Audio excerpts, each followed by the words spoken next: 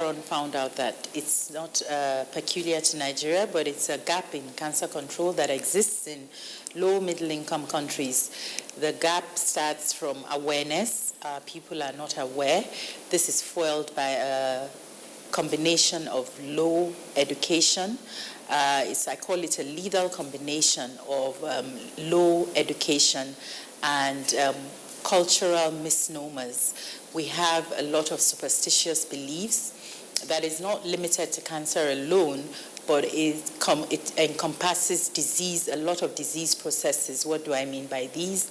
We tend to believe in superstitious things, in some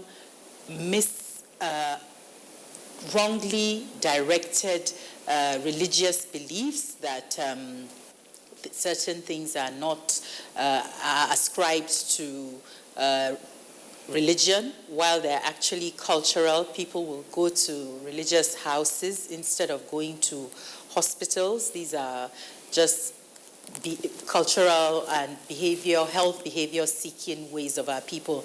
And all these combine to make diseases like cancer that are supposed to be detected early, it's detected late. Of course, there's an issue with the health system as well.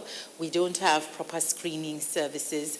And so diseases like cancer that are supposed to be detected early are detected late. So we actually started by awareness and screening. And we were helping people to be aware and so helping them to screen, in particular women, because the common cancers in Nigeria are the ones that affect women, namely the breast and the cervical cancer. So the foundation was screening for breast and cervical cancer and telling women in different groups, young, old, about what causes it and why you should do it. And we were offering the service, some for free, some subsidized, but we had to do something about it, and it just really caught on very fast. And so, again, when a time came that we couldn't cope with the amount of people that were responding to the call. We call on them, we say, come and get your test done, come and get your test done. The foundation just kept growing, and so we have to seek for assistance, we have to apply for grants, we have to apply to well-meaning individuals in the community. We have to create novel ways of raising funds to be able to screen people, to be able to treat them. So we kind of evolved through different phases. We're creating awareness, we're helping to screen. When I say screen, these are not free.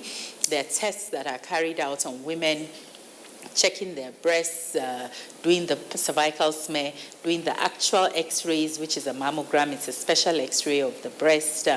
It involves a machine, it involves a specialized doctors. These all cost money. We're going to schools, we're talking to school children. These are all different programs that the Medicaid Cancer Foundation runs. So we have to create ways in which to raise the funds for it. And how do we raise these funds? There are different fundraisers that we do through the year. One of the major ones is the Walk Against Cancer. I think that is the major one for which the Cancer Foundation is known, and it happens every year in October. We have a massive walk in Abuja. The reason we have it in Abuja is because it's the capital of Nigeria. The corporate bodies that sponsor that walk, they donate, and we raise money that we use to fund treatment and various programs for cancer patients from all over Nigeria. The walk happens in Nigeria, but the patients come from across the country. We do not limit it to Abuja. We do not limit it to Kebbi. I say this all the time, but it's like nobody listens. The Medicaid Cancer Foundation has been in existence for 10 years now. I have been the wife of the state governor of Kebbi for 4 years, and we've been doing this for so long, and we will keep doing it. It will be sustained for much longer after that. We've also started a series of summits on data collection. That's a very important one to us now, because without accurate data, we cannot get the right funds coming to the country. Federal government has done quite a lot with respect to cancer treatment, and for that I must commend the administration of President Buhari. There was a time when we would talk about cancer treatment, maybe about 3 years ago, 4 years ago, and say, oh, there is nowhere to treat cancer in Nigeria, you have to go to Ghana, you have to go to India, and all us advocates, that was a shout, we don't have centers. There were some LINAC machines, this is the radiotherapy machines that were brought into the country by previous administrations, but they were all dead. They were bought without maintenance, they were bought without the adequate regular updates that were supposed to, but they were all dying. One or two would cough and start and stop, and you will hear people from Calabar, they have to go to Sokoto.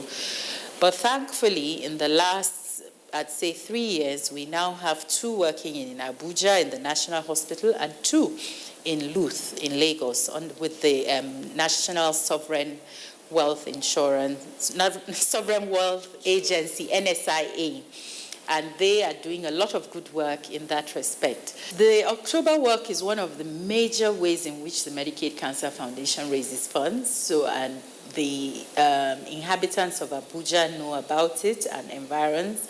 People come from as far as Kano, Lagos. The best way to key in is to go online and buy a T-shirt.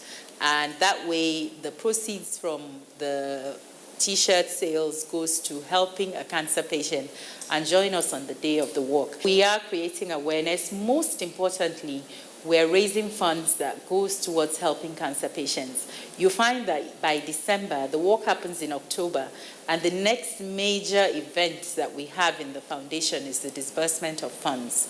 By December, we start to disburse the funds, and we do that in trenches. And we do it in an open manner. It's very important that we do it under the media so that people know that these people have received the money.